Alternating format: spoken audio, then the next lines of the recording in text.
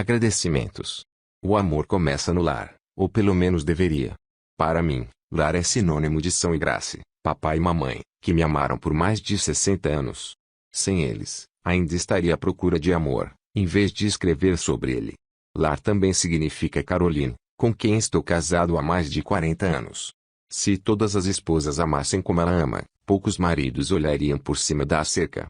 Shelley e Derek já saíram de nosso ninho e foram explorar novos mundos, mas me sinto seguro no amor que demonstram por nós. Sou abençoado e agradecido. Sou extremamente grato a um número enorme de profissionais que influenciaram meus conceitos sobre o amor.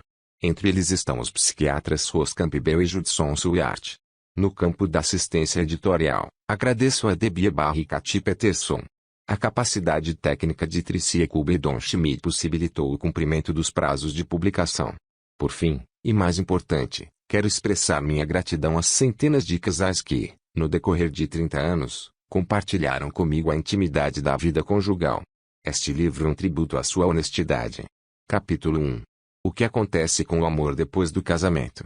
A 10.000 metros de altitude, em algum lugar entre Buffalo e Dallas, ele colocou a revista no bolso do assento à sua frente, virou-se em minha direção e perguntou: "Você trabalha com o quê?" "Faço aconselhamento conjugal e promovo seminários sobre melhoria do casamento", respondi, de forma casual. Faz tempo que desejo perguntar isto a alguém: o que acontece com o amor depois do casamento? Tendo desistido da possibilidade de tirar uma soneca, perguntei a ele: "O que você está querendo dizer?"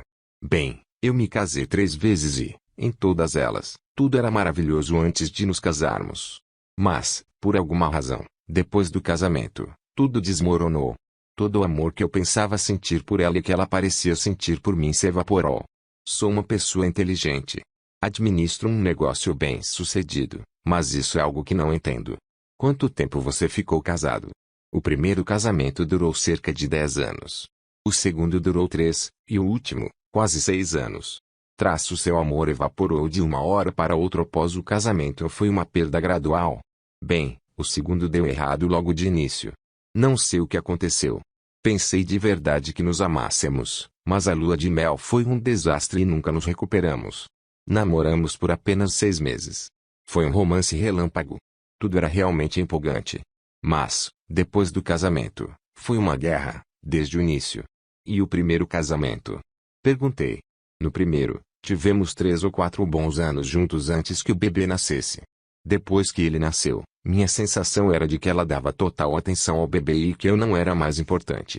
Era como se o único objetivo da vida dela fosse ter um bebê e, depois disso, não precisasse mais de mim." "Você disse isso a ela?" "Sim, eu disse. Ela disse que eu estava louco, que eu não entendia o estresse de ser uma babá 24 horas por dia. Disse que eu deveria ser mais compreensivo e ajudasse mais. Eu realmente tentei, mas não parecia fazer diferença. A partir dali, ficamos cada vez mais distantes. Depois de algum tempo, não havia mais nenhum amor, apenas indiferença. Nós dois chegamos à conclusão de que o casamento tinha acabado. E o último casamento? Veja, eu realmente achava que seria diferente. Fiquei divorciado por 3 anos. Então, namoramos por 2 anos. Achava de verdade que sabia o que estava fazendo e, talvez pela primeira vez na vida, realmente imaginei que soubesse o que significava amar alguém. Sentia sinceramente que ela me amava. E o que aconteceu? Não acho que eu tenha mudado depois de nos casarmos. Continuei a expressar amor como fazia antes do casamento. Dizia como ela era bonita, quanto eu a amava e que tinha orgulho de ser seu marido. Mas, alguns meses depois, ela começou a reclamar de coisas pequenas, como não levar o lixo para fora ou não guardar minhas roupas. Em seguida, passou a atacar meu caráter, dizendo que não podia confiar em mim e me acusando de ser infiel. Ela se tornou uma pessoa totalmente negativa. Antes do casamento, ela não era assimilação, na verdade, era uma das pessoas mais positivas que eu já havia conhecido. Seu otimismo, aliás, foi uma das coisas que me atraíram nela. Nunca reclamava de nada. Para ela, tudo que eu fazia era maravilhoso. Assim que nos casamos, porém, eu não parecia ser capaz de fazer nada certo. Honestamente, não sei o que aconteceu. Por fim, perdi meu amor e comecei a me ressentir dela. Estava bem claro que ela não me amava. Chegamos à conclusão de que não era bom continuarmos juntos e, assim, nos separamos. Após fazer uma pausa, ele prosseguiu: isso aconteceu 1 ano atrás. Sendo assim, minha pergunta é: o que acontece com o amor após o casamento? Minha experiência é comum? É por isso que temos tantos divórcios hoje em dia? Não consigo acreditar que isso tenha acontecido 3 vezes comigo. Será que aqueles que não se divorciam aprendem a viver com o vazio, ou o amor realmente permanece vivo em alguns casamentos? Se for este o caso, como é possível? As perguntas do meu amigo sentado no assento ao lado são as mesmas que milhares de pessoas, casadas e divorciadas, fazem hoje em dia. Algumas perguntas se dirigem a amigos, outras a conselheiros e pastores, e outras a si mesmos. Às vezes as respostas são expressas em jargões da psicologia quase incompreensíveis. Às vezes são expressas por meio de piadas e ditados populares. A maioria das piadas e brincadeiras contém alguma verdade, mas tem a mesma eficácia de uma aspirina oferecida a uma pessoa com câncer. O anseio pelo amor romântico no casamento está profundamente enraizado em nossa formação psicológica. Há inúmeros livros sobre o assunto, e programas de rádio e televisão abordam o tema em entrevistas. A internet está cheia de conselhos, assim como nossos pais e amigos. Manter o amor vivo no casamento é assunto sério. Com toda a ajuda especializada disponível na mídia, porque tão poucos casais parecem ter encontrado o segredo para manter o amor vivo após o casamento. Porque o casal assiste a um seminário sobre comunicação conjugal, ouve ideias maravilhosas sobre como melhorar o diálogo e, ao voltar para casa, se vê totalmente incapaz de pôr em prática as técnicas demonstradas. O que fazer quando vemos um especialista em algum programa de entrevistas falar sobre as 100 maneiras de expressar amor ao nosso cônjuge? Escolhemos 2 ou 3 maneiras que nos parecem especialmente boas e as colocamos em prática, e o cônjuge nem sequer reconhece nosso esforço. Diante disso, abandonamos as outras 97 maneiras e voltamos à vida normal. A verdade que deixamos de lado. O propósito deste livro é responder a essas perguntas. Não quero dizer que os livros e artigos já publicados não sejam úteis. O problema é que ignoramos uma verdade fundamental: as pessoas falam diferentes linguagens do amor. Tenho formação acadêmica na área de antropologia. Assim, estudei linguística, que identifica determinado número de grupos linguísticos principais: japonês, chinês, espanhol, inglês, português, grego, alemão, francês e assim por diante. A maioria de nós cresce falando a língua dos pais e irmãos, nossa linguagem primária ou nativa, também chamada de língua materna. Mais tarde, aprendemos línguas ou idiomas adicionais, mas, em geral, com maior esforço. São nossas linguagens secundárias. Falamos e entendemos melhor nossa linguagem materna. Ela nos faz sentir mais confortáveis. Quanto mais usarmos uma segunda língua, mais confortáveis nos sentiremos em conversar nela. Se falarmos apenas nossa linguagem primária e nos encontrarmos com alguém que fala apenas a linguagem primária dele, que é diferente da nossa, o diálogo será limitado. Precisaremos confiar em gestos, grunhidos, desenhos ou encenações para expressar nossas ideias. A comunicação existe, mas é estranha, travada. As diferenças de linguagem fazem parte da cultura humana. Se quisermos estabelecer contato eficiente em diversas fronteiras culturais, é preciso aprender a linguagem daqueles com quem desejamos nos comunicar. É a mesma coisa no âmbito amoroso. Sua linguagem emocional do amor e a de seu cônjuge podem ser tão diferentes quanto a chinesa do português. Por mais que você se esforce para expressar seu amor em português, se seu cônjuge só entende chinês, vocês nunca entenderão como amar um ao outro. Meu amigo no avião usava a linguagem das palavras de afirmação com sua terceira esposa, dizendo a ela que a achava bonita, que a amava e tinha orgulho de ser seu marido. Ele expressava amor, e era sincero no que dizia, mas ela não entendia essa linguagem. Talvez ela buscasse amor no comportamento dele e não o encontrasse. Não basta ser sincero. Devemos nos dispor a aprender a linguagem do amor primário do outro se quisermos ser comunicadores eficientes de nosso amor. Minha conclusão, depois de 30 anos de aconselhamento conjugal, é que existem 5 linguagens emocionais do amor, 5 maneiras de as pessoas falarem e entenderem o amor emocional. No campo da linguística, uma linguagem pode ter diversos dialetos ou variações. Do mesmo modo, há muitos dialetos dentro das 5 linguagens emocionais básicas do amor. É por isso que existem artigos em revistas como 10 maneiras de fazer sua esposa saber que você a ama, 20 formas de manter seu homem em casa ou 365 expressões de amor conjugal. Não existem 10, 20 nem 365 linguagens do amor básicas. A meu ver, existem apenas 5. Contudo, pode haver inúmeros dialetos. A quantidade de maneiras de expressar amor com uma linguagem do amor é limitada apenas por sua imaginação. O importante é falar a linguagem do amor de seu cônjuge. É muito raro o marido e a esposa terem a mesma linguagem emocional de amor. Nossa tendência é falarmos nossa linguagem do amor primária e ficarmos confusos quando o cônjuge não entende o que estamos comunicando. Expressamos amor, mas a mensagem não cumpre seu propósito porque, para o cônjuge, falamos uma linguagem estranha. Aí está o problema fundamental, e o propósito deste livro é oferecer uma solução. É por isso que me atrevi a escrever outro livro sobre o amor. Ao descobrirmos as 5 linguagens do amor básicas e entendermos a nossa linguagem do amor primária e a de nosso cônjuge, teremos as informações necessárias para aplicar a nosso casamento às ideias apresentadas em livros e artigos. Assim que você identificar e aprender a falar a linguagem do amor primária de seu cônjuge, creio que terá descoberto a chave para um casamento duradouro e amoroso. O amor não precisa evaporar-se depois da cerimônia de casamento. Para que ele continue vivo, porém, a maioria de nós precisará fazer o esforço de aprender uma linguagem do amor secundária. Não podemos confiar em nossa linguagem nativa se nosso cônjuge não a compreende. Se quisermos que o cônjuge sinta o amor que tentamos comunicar, devemos expressá-lo na linguagem do amor primário dele. Sua vez. Complete a frase. Haveria menos divórcios no mundo se as pessoas. Capítulo 2. Mantenha o tanque de amor cheio. A palavra amor é a mais importante do nosso idioma, e também a mais confusa. Pensadores seculares e religiosos concordam que o amor desempenha um papel central na vida. Milhares de livros, músicas, revistas e filmes são inspirados por essa palavra. Diversos sistemas filosóficos e teológicos criaram um lugar de destaque para o amor. Os psicólogos concluíram que sentir-se amado é uma necessidade emocional primária no ser humano. Por amor, subimos montanhas, cruzamos mares, atravessamos desertos e suportamos dificuldades indizíveis. Sem amor, as montanhas se tornam inacessíveis, os mares intransponíveis, os desertos insuportáveis, e as dificuldades passam a ser a sina de nossa vida. Se somos capazes de concluir que a palavra amor permeia a sociedade humana, tanto na história quanto no presente, devemos concluir também que é uma palavra bastante confusa. Nós a usamos de milhares de maneiras. Dizemos amo cachorro quente e, logo em seguida, amo minha mãe. Falamos de atividades que amamos: nadar, cantar, caçar.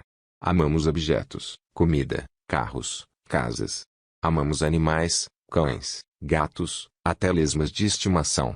Amamos a natureza, árvores, grama, flores e o clima. Amamos pessoas, mãe, pai, filho, filha, esposa, marido, amigos. Chegamos a amar o próprio amor. Se tudo isso já não fosse suficientemente confuso, também usamos a palavra amor para explicar certo tipo de comportamento. Fiz isso porque amo. Essa explicação é usada para todo tipo de ação. Um político se envolve num relacionamento adúltero e ele chama isso de amor. O pregador, por sua vez, chama de pecado. A esposa de um alcoólatra recolhe os cacos após a última crise do marido. Ela chama isso de amor, mas o psicólogo chama de codependência. O pai atende a todos os desejos do filho pequeno, chamando isso de amor. O terapeuta familiar chamaria de irresponsabilidade paterna. O que é, afinal, o comportamento amoroso?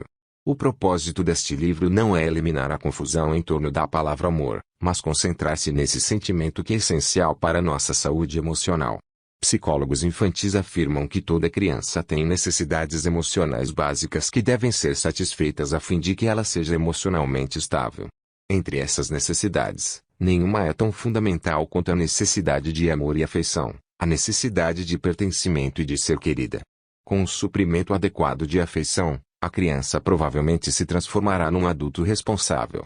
Sem esse amor, ela terá dificuldades emocionais e sociais. Gostei desta metáfora desde a primeira vez que a ouvi. Dentro de toda criança existe um tanque emocional que deseja ser cheio de amor. Quando a criança se sente amada, ela se desenvolve normalmente, mas, quando o tanque está vazio, ela se comporta mal. Grande parte do comportamento inadequado das crianças tem origem em um tanque de amor vazio. Ouvi essa metáfora do Dr. Ross Campbell, psiquiatra especializado no tratamento de crianças e adolescentes.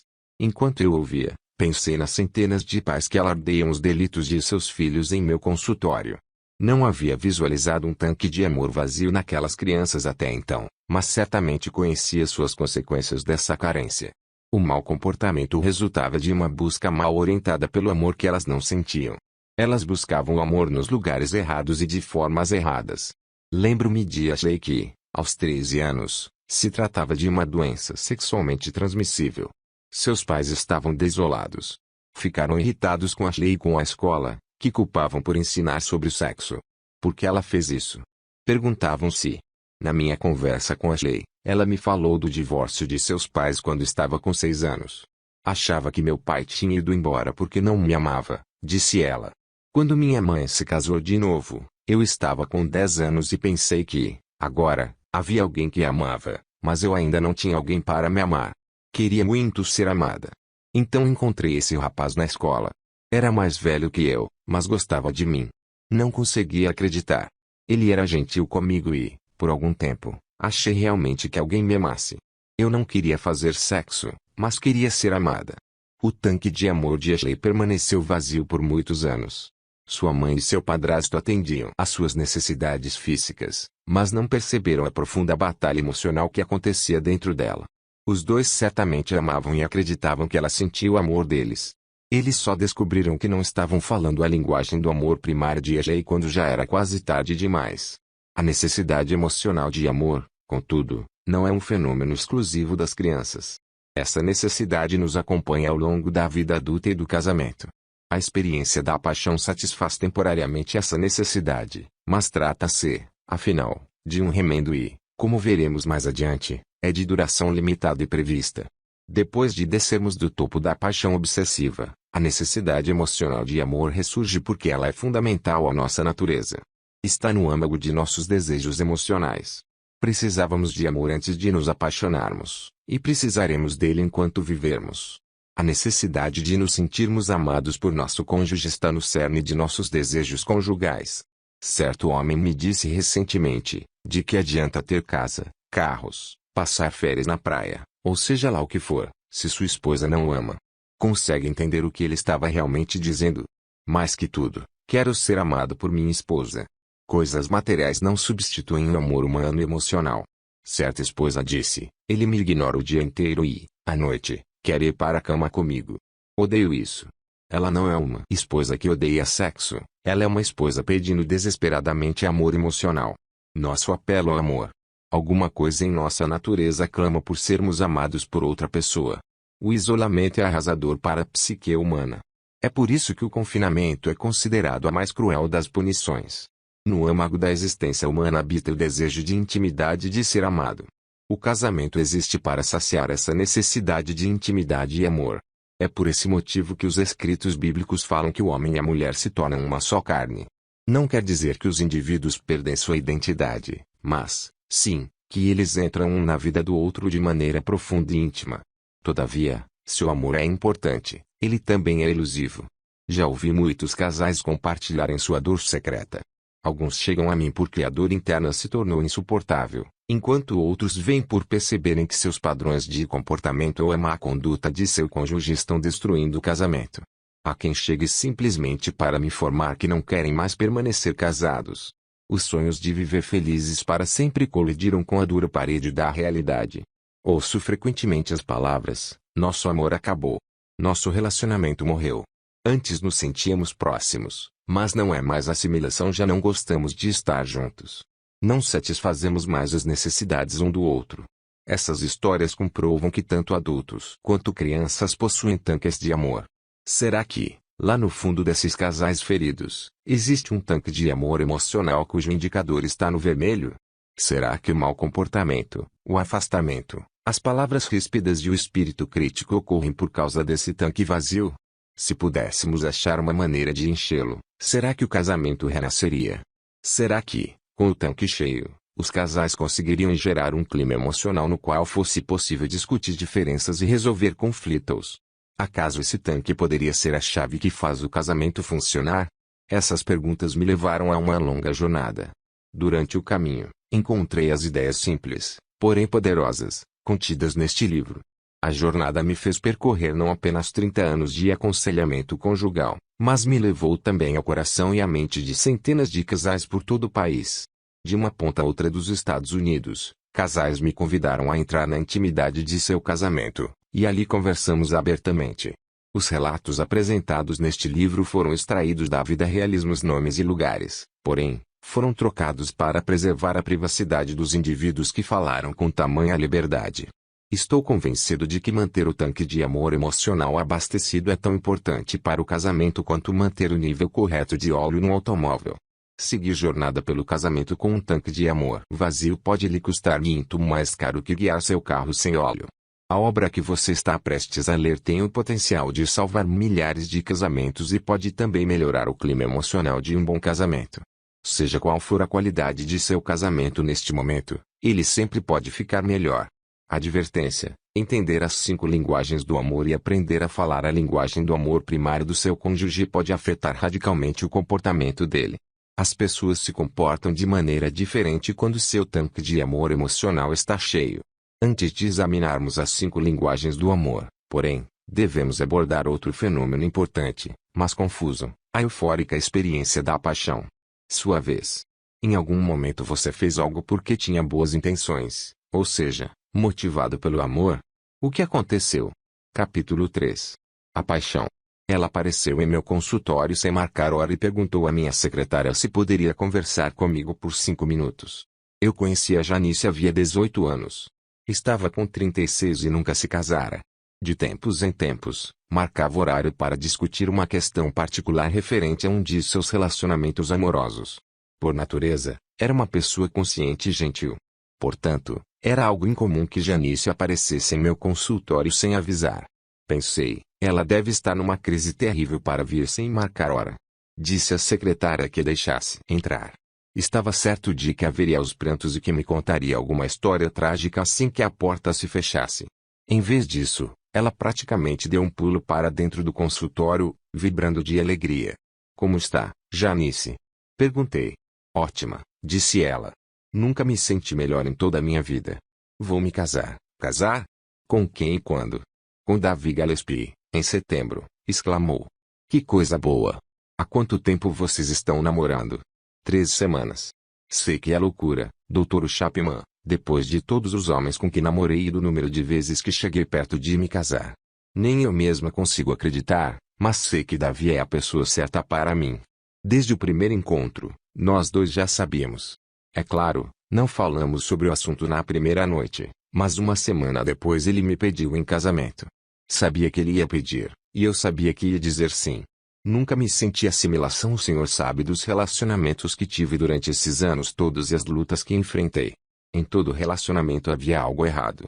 Nunca me senti firme com relação à ideia de casar com algum deles, mas desta vez sei que Davi é o cara certo para mim. Nesse momento, Janice se balançava para a frente e para trás na cadeira, rindo e dizendo, sei que é loucura, mas estou tão feliz. Nunca me senti tão feliz em minha vida. O que aconteceu com Janice? Ela se apaixonou. Em sua mente, Davi é o homem mais maravilhoso que ela já conheceu. Ele é perfeito em todos os aspectos. Será o marido ideal. Ela pensa nele dia e noite. Questões da vida de Davi, como o fato de ele já ter se casado 2 vezes, ser pai de 3 filhos e ter passado por 3 empregos no último ano são coisas banais para Janice. Ela está contente e convencida de que será feliz para sempre com ele. Ela está apaixonada. A maioria de nós opta pelo casamento por meio da experiência da paixão. Encontramos alguém cujas características físicas e traços de personalidade geram um choque elétrico forte o suficiente para disparar nosso alerta de amor. Os sinos começam a tocar, e iniciamos o processo de conhecer a pessoa. O primeiro passo pode ser um passeio numa lanchonete ou num restaurante, dependendo de nosso orçamento, mas nosso interesse real não está na comida. Estamos numa busca para descobrir o amor. Será que essa coisa quente e arrepiante que tenho dentro de mim pode ser amor de verdade? Às vezes os arrepios desaparecem no primeiro encontro. Descobrimos que ele fica horas em sites esquisitos na internet ou que abandonou 6 faculdades diferentes pela metade, e a empolgação se esvai. Não queremos mais comer hambúrgueres com ele. Em outros casos, porém, os arrepios são mais fortes depois do hambúrguer do que eram antes. Damos um jeito de ter mais experiências juntos e, Depois de pouco tempo, o nível de intensidade cresce até o ponto em que nos pegamos dizendo, acho que me apaixonei. Por fim, convencidos de que é amor de verdade, contamos a outra pessoa, na esperança de que o sentimento seja recíproco. Se não for, as coisas esfriam um pouco e redobramos nossos esforços para impressionar e, por fim, conquistar o amor do objeto amado. Quando é recíproco, começamos a discutir a ideia de casar porque todo mundo concorda que estar apaixonado é o alicerce necessário para construir um bom casamento. A antecâmara do céu no seu ápice, a experiência da paixão causa euforia. Ficamos emocionalmente obcecados pelo outro. Dormimos pensando na pessoa. Quando levantamos, ela é o primeiro pensamento que nos vem à mente. Desejamos estar ao seu lado. Passar tempo juntos é como brincar na antecâmara do céu. Quando estamos de mãos dadas, é como se nosso coração batesse no mesmo ritmo. Poderíamos nos beijar para sempre se não precisássemos ir à faculdade ou trabalhar. Os abraços suscitam sonhos de casamento e êxtase. A pessoa que está apaixonada tem a ilusão de que seu amado é perfeito. As melhores amigas conseguem enxergar as falhas. A maneira que o rapaz às vezes fala com ela é um pouco incômoda, mas ela não lhe dá ouvidos. A mãe, percebendo que o rapaz não consegue manter um emprego fixo, guarda para si suas preocupações, mas fez perguntas sutis para saber quais são os planos dele. Nossos sonhos antes do casamento são de felicidade conjugal. Vamos fazer um ao outro extremamente felizes. Outros casais podem discutir e brigar, mas nós seremos diferentes. Nós nos amamos. É claro, não somos completamente ingênuos. Sabemos, em nossa mente, que um dia teremos divergências. Mas estamos certos de que discutiremos essas diferenças de maneira franca. Um de nós sempre estará disposto a fazer concessões e chegaremos a um acordo. É difícil acreditar em algo diferente quando se está apaixonado. Somos levados a acreditar que, se estivermos realmente apaixonados, a empolgação durará para sempre.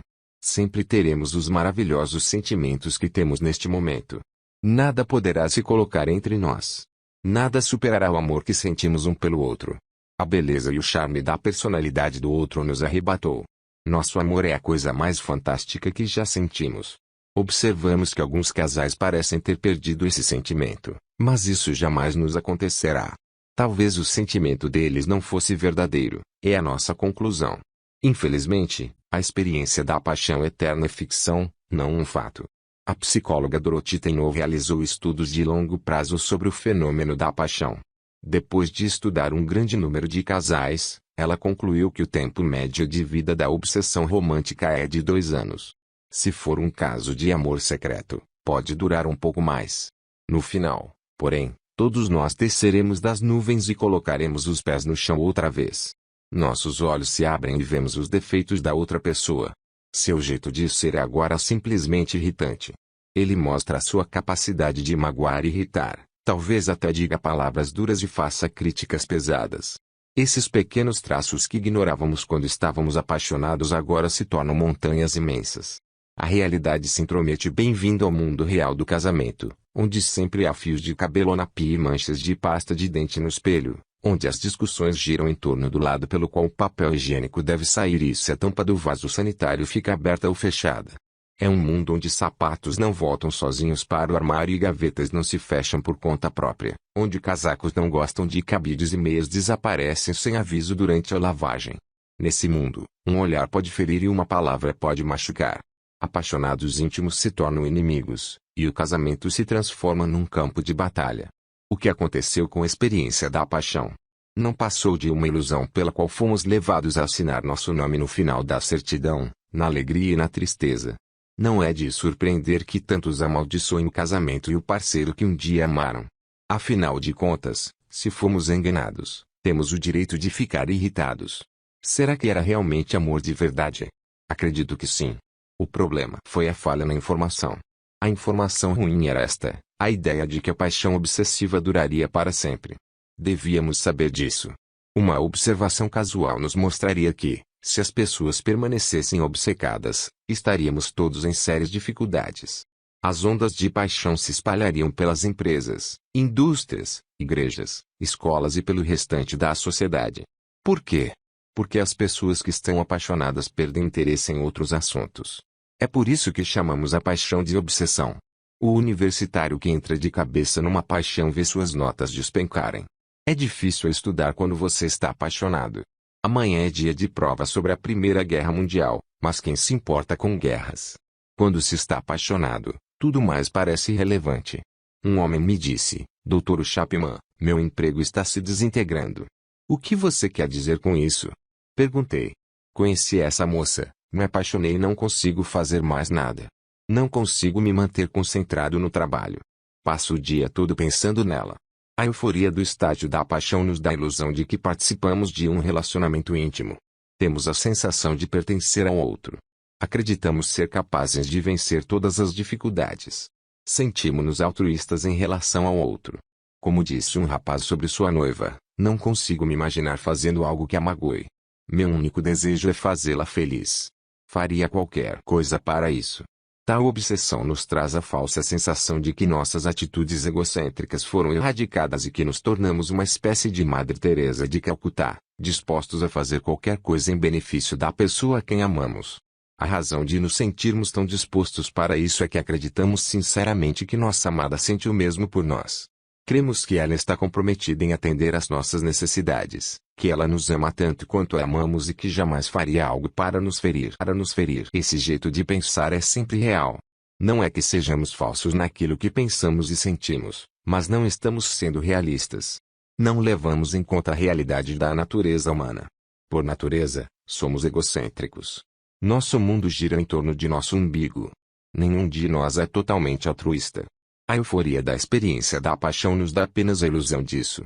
Assim que a experiência da paixão tiver seguido seu curso natural, lembre-se de que, em média, a paixão dura cerca de 2 anos. Voltaremos ao mundo da realidade e começaremos a impor nossas opiniões.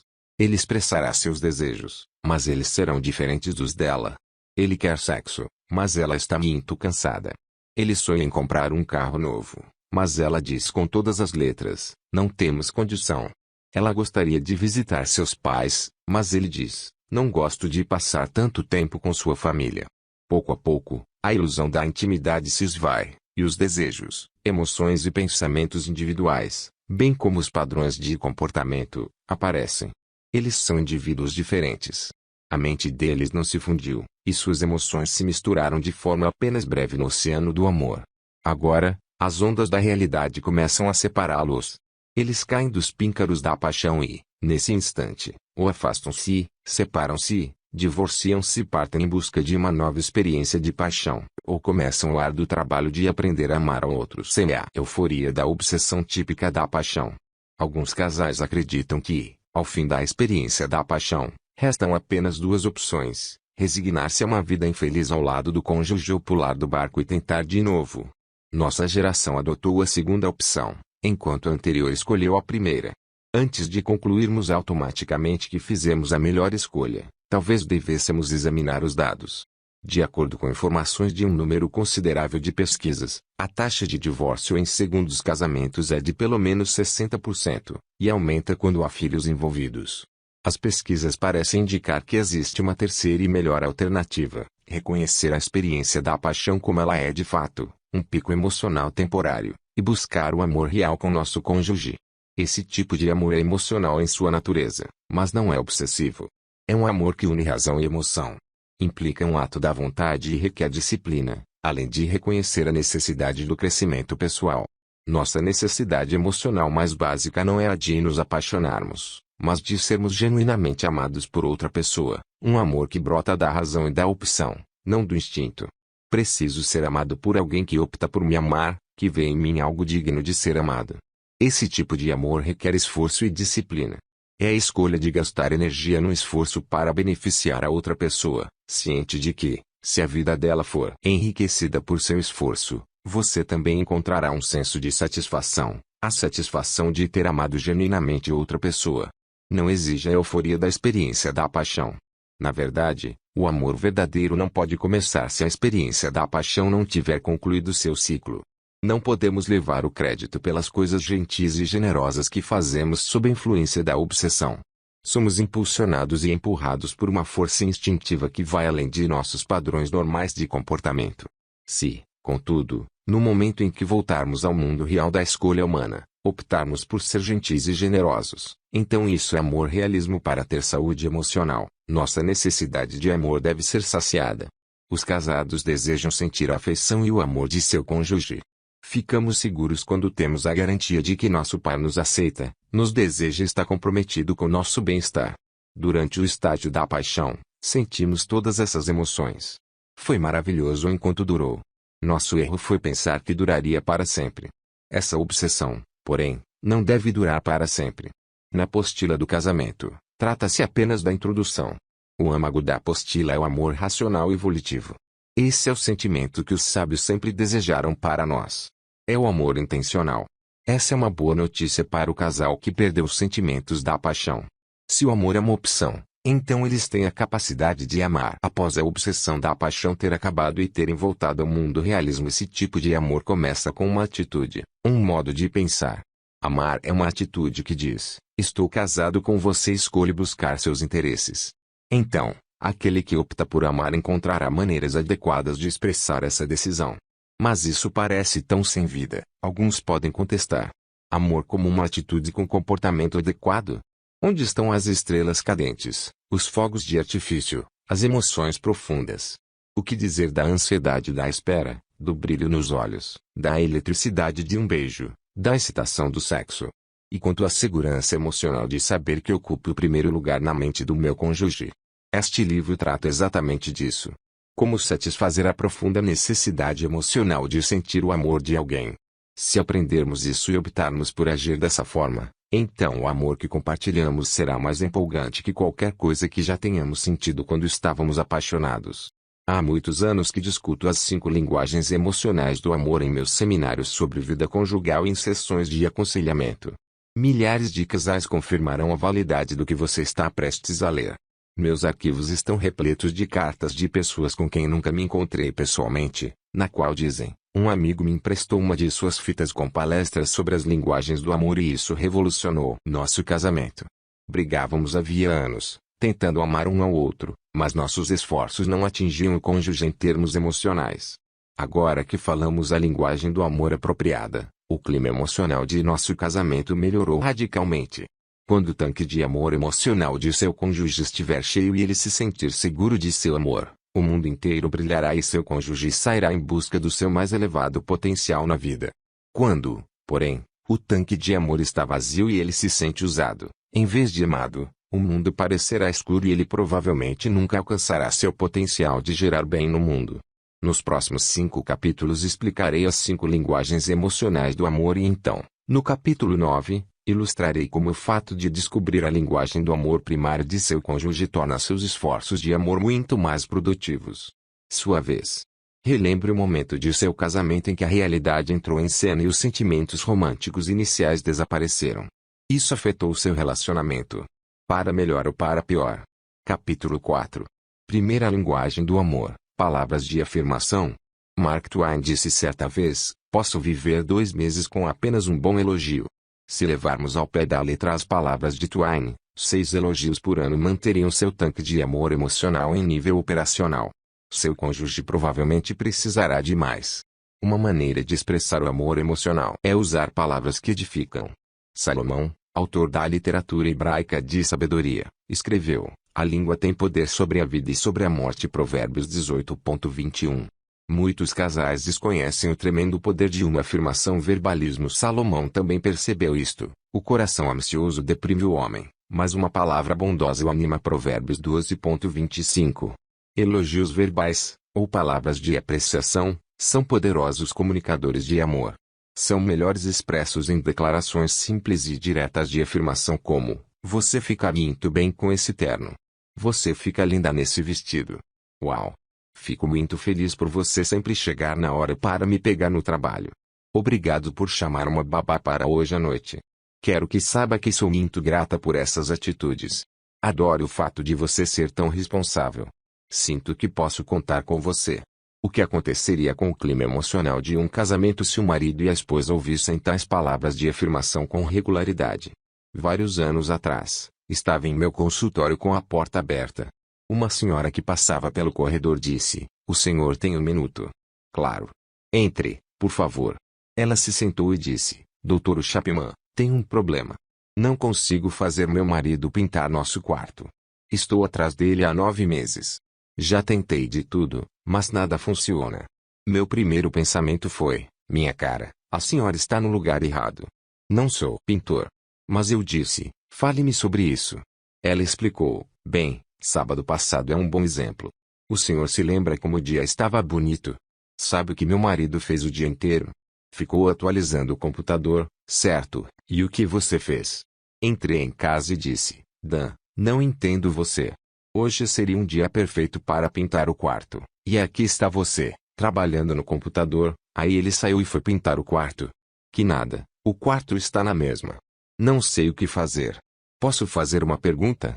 Você é contra computadores? Não, mas quero que pintem meu quarto. Você tem certeza de que seu marido sabe do seu desejo de que ele pinte o quarto? Eu sei que ele sabe. Estou atrás dele há 9 meses.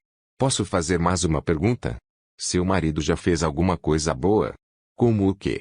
Bem, como levar o lixo para fora, tirar os insetos presos no para-brisa do carro que você dirige, encher o tanque, pagar a conta de luz ou pendurar seu casaco. Sim, ele faz algumas dessas coisas.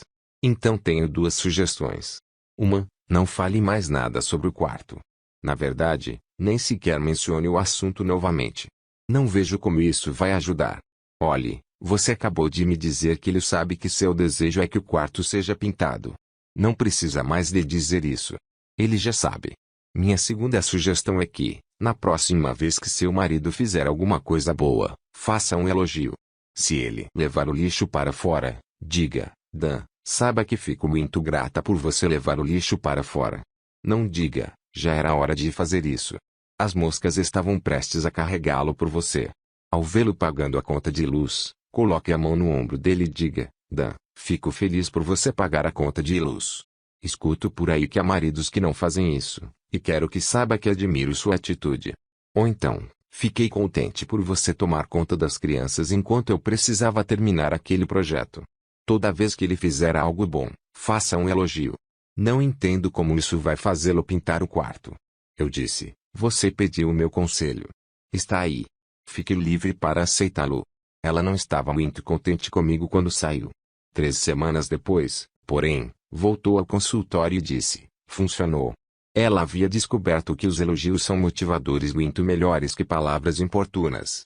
Não estou sugerindo que você use de bajulação para obter o que deseja de seu cônjuge. O objetivo do amor não é conseguir o que você quer, mas fazer algo pelo bem-estar daquele a quem ama. É um fato, porém, que, ao recebermos palavras afirmativas, há uma maior possibilidade de nos motivarmos a retribuir e fazer algo que nosso cônjuge deseja. Palavras encorajadoras.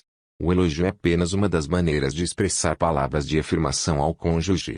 Outra possibilidade são as palavras encorajadoras. A palavra encorajar significa inspirar coragem. Há áreas em nossa vida nas quais nos sentimos inseguros. Carecemos de coragem, e essa falta nos impede de realizar as coisas positivas que gostaríamos. O potencial latente do seu cônjuge nessas áreas de insegurança pode estar à espera de suas palavras encorajadoras. Alison sempre gostou de escrever. No final da faculdade, fez algumas disciplinas na área de jornalismo. Percebeu rapidamente que seu entusiasmo em escrever excedia em muito seu interesse em história, curso em que estava se formando. Era tarde para mudar de graduação, mas depois da faculdade, e especialmente antes do primeiro filho, ela escreveu vários artigos. Apresentou um deles a uma revista, mas, quando recebeu uma carta de rejeição, nunca mais teve coragem de enviar material a outra redação. Agora que os filhos estavam maiores e havia mais tempo disponível, Alison voltou a escrever. Kate, o marido de Alison, deu pouca atenção aos textos da esposa nos primeiros anos do casamento. Sempre ocupado com a própria carreira, estava obcecado com a pressão de subir na escada corporativa. Com o tempo, porém, Kate percebeu que o profundo sentido da vida de sua esposa não estava nas realizações, mas nos relacionamentos. Ele aprendeu a dar mais atenção a Alison e a seus interesses. Assim, foi com bastante naturalidade que, certa noite, ele pegou um dos artigos de Alison e o leu. Quando terminou, foi até a sala onde a esposa lia um livro. Com grande entusiasmo, disse, detesto interromper sua leitura, mas preciso dizer algo. Acabei de ler seu artigo, aproveite ao máximo os feriados. Alison, você é uma excelente escritora. Esse negócio precisa ser publicado. Você escreve com clareza. As palavras retratam imagens que posso visualizar. Seu estilo é fascinante. Você precisa enviar este artigo para alguma revista. Acha mesmo? Perguntou Alison, hesitante. Tenho certeza que sim, disse Kate. Estou dizendo, isso é bom. Quando Kate saiu da sala, Alison não conseguiu retomar sua leitura. Com o livro fechado sobre seu colo, ela sonhou por meia hora com o que seu marido dissera.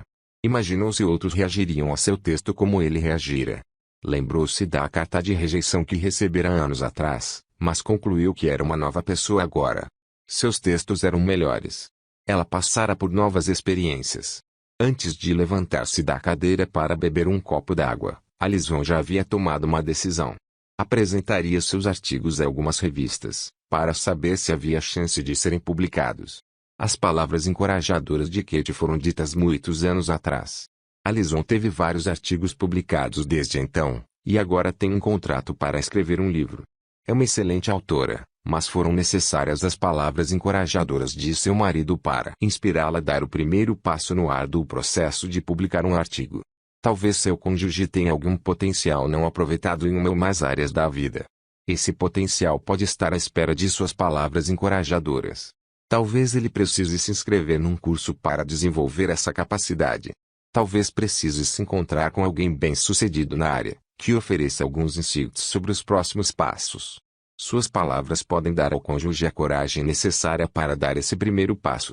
Perceba, por favor, que não estou falando de pressionar o cônjuge a fazer algo que você quer. Estou falando de encorajá-lo a desenvolver um interesse que ele já tem. Por exemplo, uma esposa pode pressionar o marido a procurar um emprego que pague melhor. A esposa acha que está encorajando o marido, mas, para ele, parece mais uma crítica. Se, contudo, ele já tiver o desejo e a motivação de buscar uma posição melhor, as palavras dela darão um impulso à determinação dele. Do contrário, soarão como censura e induzirão a culpa. Não expressam amor, mas rejeição. Se, no entanto, ele disser, sabe, estou pensando em fazer uns serviços extras como pedreiro, eis a oportunidade de dar palavras de encorajamento, do tipo, se você decidir fazer isso, uma coisa é certa, você será um sucesso. Essa é uma das coisas que gosto em você. Quando se propõe a fazer algo, você faz. Se é isso que deseja fazer, farei tudo ao meu alcance para ajudá-lo. Tais palavras lhe darão a coragem para montar uma lista de clientes em potencial. O encorajamento exige certa empatia, um olhar para o mundo a partir da perspectiva do cônjuge. Em primeiro lugar, descubra o que é importante para ele. Somente então é que podemos encorajá-lo. Com o encorajamento verbal, tentamos comunicar o seguinte: eu sei e me importo. Estou do seu lado. Como posso ajudá-lo? Tentamos mostrar que acreditamos nele e em suas capacidades. Damos o crédito e elogiamos. A maioria de nós tem mais potencial do que imagina. No geral, o que nos impede é a falta de coragem. Um cônjuge amoroso pode fornecer esse importante catalisador. É claro, talvez não seja fácil para você expressar palavras de encorajamento. Talvez não seja sua linguagem do amor primária. Pode ser que o aprendizado dessa segunda linguagem exija muito esforço de sua parte. Isso será particularmente verdadeiro se você possuir um padrão de palavras críticas ou ofensivas, mas posso garantir que o esforço valerá a pena. Palavras gentis. O amor é gentil. Se quisermos comunicar o amor verbalmente, devemos usar palavras gentis. Isso tem a ver com nossa maneira de falar. A mesma frase pode ter dois significados diferentes, dependendo de como ela é dita. A declaração "eu amo você", dita com gentileza e ternura, pode ser uma genuína expressão de amor. Mas o que dizer de "eu amo você"? O ponto de interrogação muda todo o sentido. Às vezes as palavras dizem uma coisa, mas o tom de voz diz outra. Enviamos mensagens ambíguas. Nosso cônjuge normalmente interpreta a mensagem com base em nosso tom de voz, não de acordo com as palavras que usamos. Adoraria lavar a louça hoje à noite, dito num tom de reclamação, não será recebido como expressão de amor. Por outro lado, podemos compartilhar dor, mágoa e até raiva de maneira gentil, e será uma expressão de amor. A frase "fiquei decepcionada e magoada por você não se oferecer para me ajudar esta noite", dita de maneira honesta e gentil, pode ser uma expressão de amor. A pessoa que fala quer ser conhecida por seu cônjuge. Ao compartilhar seus sentimentos, ela dá passos para construir intimidade. Está pedindo uma oportunidade de discutir uma ferida com o propósito de encontrar cura. As mesmas palavras, expressas em voz alta e dura, não serão uma expressão de amor, mas, sim, de censura e julgamento. Nossa maneira de falar é muito importante. Um sábio da antiguidade disse certa vez: a resposta calma desvia a fúria. Provérbios 15.1.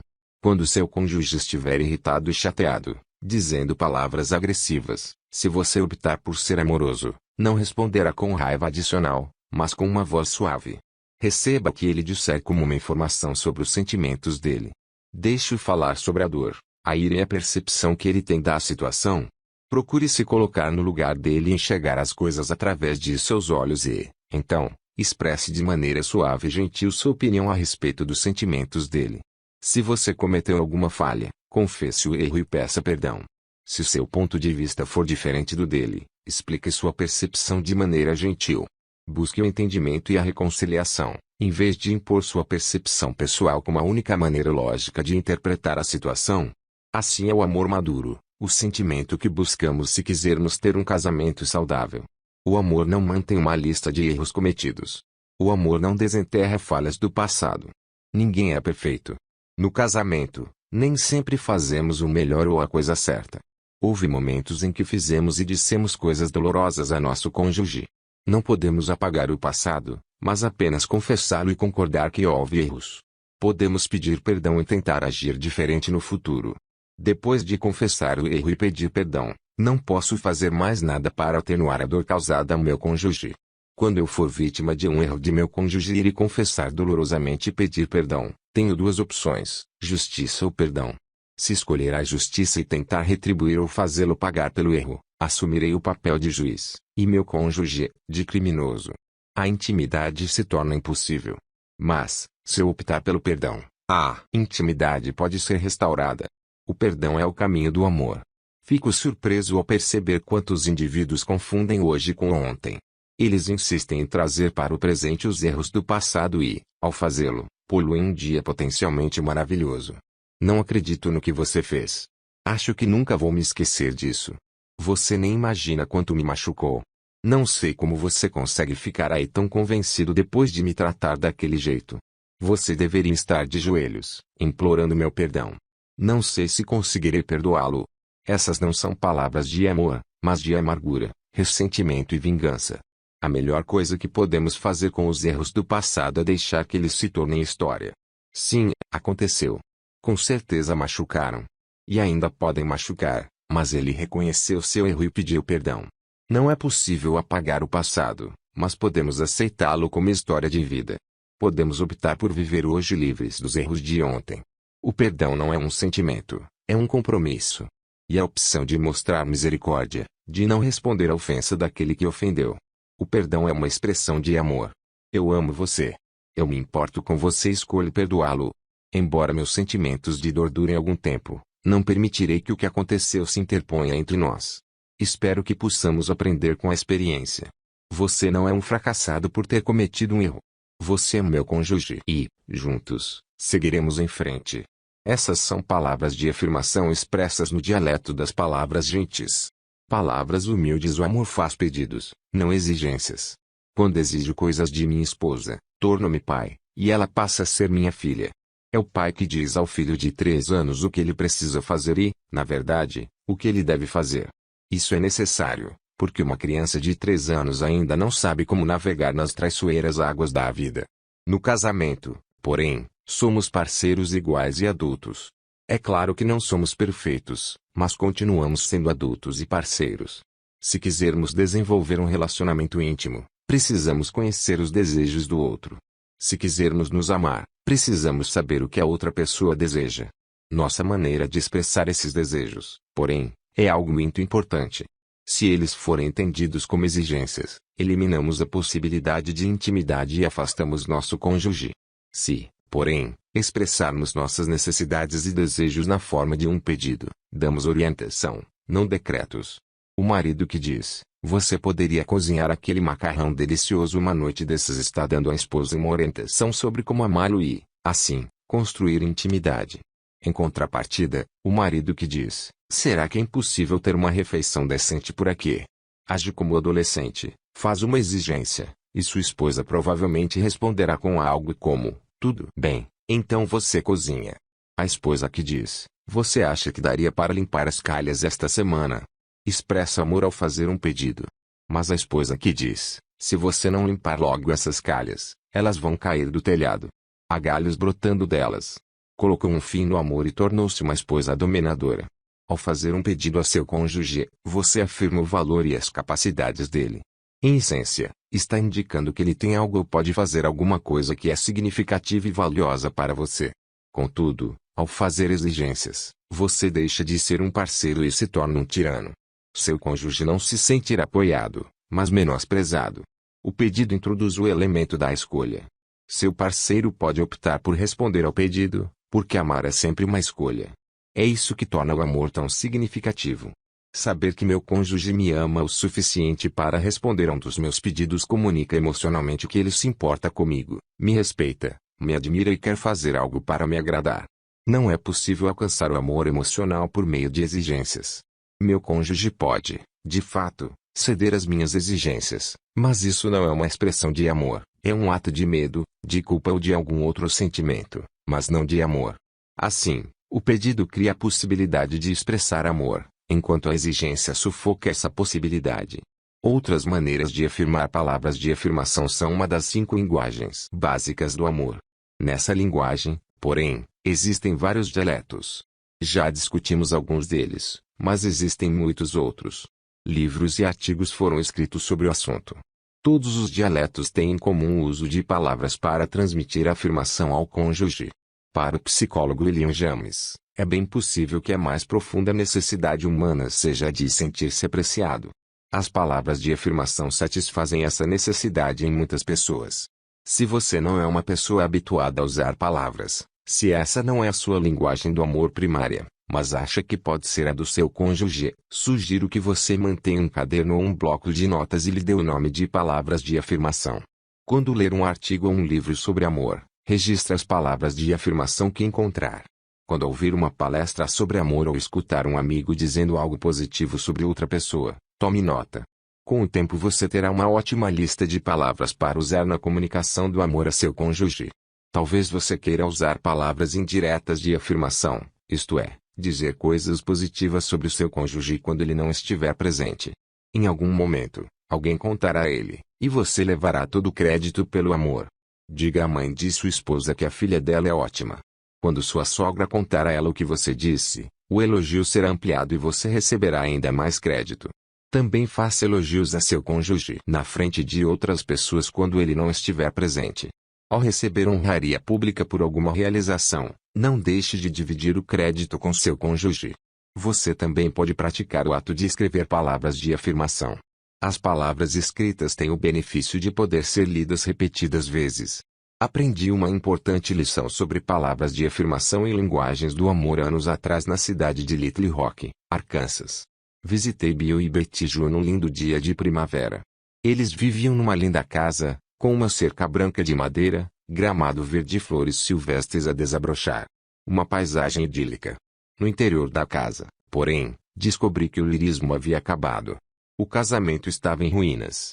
12 anos e 2 filhos depois da cerimônia matrimonial, eles se perguntavam por que afinal haviam se casado. Pareciam discordar de tudo. A única coisa com que concordavam de fato era o amor que ambos sentiam pelos filhos. Conforme relatavam a história, percebi que Bill era viciado em trabalho e reservava muito pouco tempo para a esposa, Betty Ju. Ela trabalhava meio período, basicamente para poder sair de casa. O método do casal para lidar com as coisas era o afastamento. Tentaram se afastar um do outro para que os conflitos não parecessem tão grandes. Mas o ponteiro no tanque de amor de ambos estava no vermelho. Disseram-me que fizeram terapia conjugal, mas aparentemente não houve muito progresso. Participavam do meu seminário sobre casamento, e eu iria embora no dia seguinte. Aquele provavelmente seria meu único encontro com Bill e Betty Ju. Decidi pôr as cartas na mesa. Passei 1 hora com cada um, separadamente. Ouvi com atenção a história de ambos. Descobri que, apesar do vazio de seu relacionamento e de suas muitas discordâncias, eles apreciavam certas coisas um no outro. Bill reconheceu, ela é uma boa mãe. Também é uma boa dona de casa e uma excelente cozinheira, quando resolve cozinhar. Mas ela não expressa afeto algum. Trabalho sem parar e não sinto nenhuma apreciação da parte dela. Em minha conversa com Betty Ju, ela concordou que Bill era um excelente provedor. Contudo, disse, mas ele não me ajuda em nada em casa e nunca tem tempo para mim. De que adianta ter uma casa, um carro para viajar e tudo mais se não há tempo para desfrutar deles? Com essas informações, decidi concentrar meu aconselhamento em uma única sugestão a cada um. Disse a Bill e a Betty Ju, separadamente, que cada um deles tinha a chave para mudar o clima emocional do casamento. A chave é expressar apreciação pelas coisas de que você gosta nele, nela, e, por hora, suspender as reclamações por aquilo que não agrada. Repassamos os comentários positivos que fizeram a respeito do outro e ajudei-os a escrever uma lista das características positivas. A lista de Bill se concentrou nas atividades de Betty Ju como mãe, dona de casa e cozinheira. A lista de Betty Ju focou o trabalho duro de Bill e sua provisão financeira à família. Fizemos as listas da maneira mais específica possível. Eis a lista de Betty Ju. Ele não perdeu um dia sequer de trabalho nos últimos 12 anos. É um trabalhador dedicado. Recebeu várias promoções ao longo dos anos. Sempre pensa em maneiras de aperfeiçoar sua produtividade. Paga as prestações da casa todo mês. É um bom administrador financeiro. Comprou um carro de viagem para a família 3 anos atrás. Mantém o jardim em ordem ou contrata alguém para fazer o serviço. É generoso com as finanças. Coloca o lixo para fora sempre que necessário. Concorda que eu use meu salário como desejar. E a lista de Bill. Ela arruma as camas todos os dias. Mantém a casa limpa e arrumada. Prepara um bom café da manhã para as crianças todos os dias. Prepara o jantar cerca de 3 vezes por semana. Faz as compras de supermercado. Ajuda as crianças a fazerem suas tarefas escolares. Leva as crianças para a escola e para as atividades da igreja. Dá aulas para crianças pequenas na escola dominical. Lava e passa as roupas da família. Sugeri que adicionassem à lista coisas que percebessem nas semanas seguintes.